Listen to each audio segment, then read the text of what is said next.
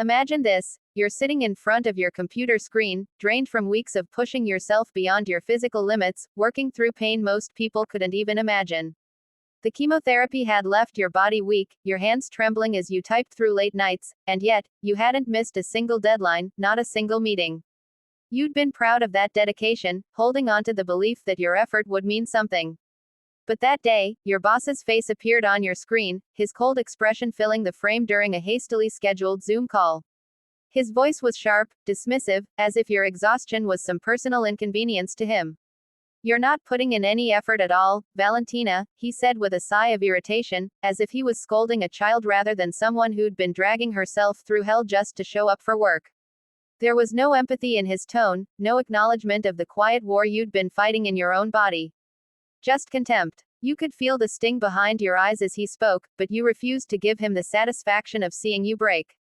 Instead, you straightened your back, even though your body screamed in protest, and forced a calm smile. "Thank you for the opportunity," you said softly, your voice steady despite the storm raging inside you.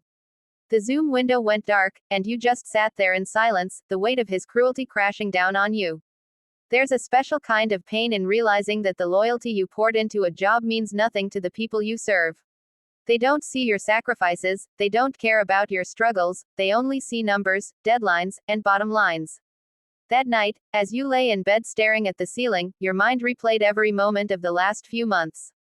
The nights you worked through nausea so intense you could barely see straight. The way your coworkers praised you for being so dedicated, while your boss treated you like a disposable asset. The humiliation of that Zoom call burned deep in your chest, but under the shame and heartbreak, something else started to stir. Anger. A quiet, simmering fury that only grew stronger as you realized that this man, this arrogant, heartless man, didn't deserve to get away with what he'd done. What he didn't know was that you weren't just an overworked employee, you were someone who understood the company's insides better than anyone. You'd been there longer than most executives, building relationships with partners, investors, and clients over the years. You knew where every thread connected, every weakness in the armor. He thought firing you would be the end of your story, but instead, it was the start of his unraveling. The next morning, as the sun streamed through your window, you sat down at your desk with a calm sense of purpose. You weren't shaking with anger anymore, you were focused. You drafted an email, carefully choosing your words. It wasn't a rant or a smear campaign, it was a concise, factual message to the company's biggest investors, outlining a series of unethical practices your boss had been sweeping under the rug. You attached documents, receipts, and even recordings you'd been quietly keeping. It wasn't hard, you'd always been meticulous about saving records, a habit born of surviving in a toxic workplace where blame was always shifted to the weakest. You clicked send, then leaned back in your chair and exhaled. The ripple effect was immediate. By noon, whispers had started circulating in the company Slack channels. By evening, your former coworkers were messaging you frantically, telling you about panicked emergency meetings being scheduled. Investors were furious, demanding explanations. The boss who had humiliated you less than 24 hours earlier was now scrambling to defend himself as everything he'd built on lies and manipulation started to crumble.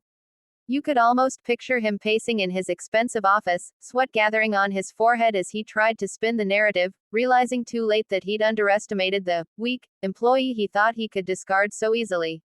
Over the next few weeks, the chaos only intensified. The board launched an investigation, pulling apart every piece of the company's finances. Every shady deal, every unethical decision he'd made came to light. His arrogance had made him sloppy, and now it was all laid bare for the world to see. He went from being the confident leader everyone feared to a desperate man trying to save his own skin. And all you had to do was sit back and watch as karma did the heavy lifting. When the official announcement finally came that he'd been terminated, stripped of his position, and blacklisted from the industry, you felt a wave of satisfaction wash over you. This wasn't just revenge, it was justice. He had tried to make you feel worthless, to reduce you to nothing more than a line on a spreadsheet. Instead, you'd reminded him, and everyone else, that your worth wasn't tied to his approval. You hadn't raised your voice or stooped to his level, you'd used the truth, the very thing he thought he could bury, to destroy him. You took a deep breath and closed your laptop, a smile tugging at the corners of your lips. The same man who had looked you in the eye and told you that you weren't putting in any effort had now lost everything because of the effort you'd quietly poured into your work and your survival. It was poetic, really, how the tables had turned so completely. Looking back, you realized this wasn't just about revenge, it was about reclaiming your power. For so long, you'd pushed through pain, humiliation, and exhaustion just to prove yourself, and this was the moment where you finally broke free from that cycle. He had underestimated you, like so many others before him, and he paid the price for it. And as you sipped your coffee that morning, watching the chaos unfold from a distance, you knew that this was a victory you'd carry with you forever. If you've ever been wronged by someone who thought they could walk all over you without consequences, you know exactly how satisfying this moment feels.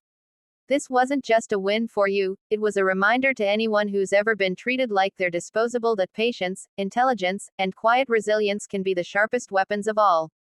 So if this story gave you chills, hit that like button, share your own stories of sweet justice in the comments, and make sure to subscribe for more tales of karma striking back harder than anyone expects. Because sometimes, the best revenge isn't loud or dramatic, it's simply watching the people who tried to break you destroy themselves.